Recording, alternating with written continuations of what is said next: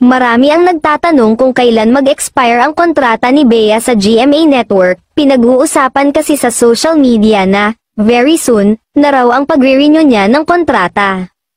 Ang sagot ng ay malayo pa umano ang expiration ng contract sa GMA ng aktres.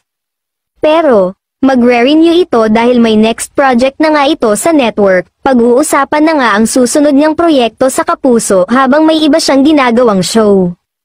Hindi matutuwa ang mga nagsasuggest na wag na umanong mag-renew ng kontrata sa GMA si Bea sa balitang magiging Kapuso pa rin siya. May mga suggestion na mag-freelancer na lang siya para open siya to work with other network pati sa ABS-CBN.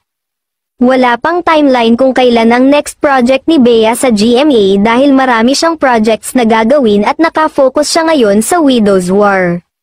Sa July 1, na ang world premiere ng murder mystery series niya.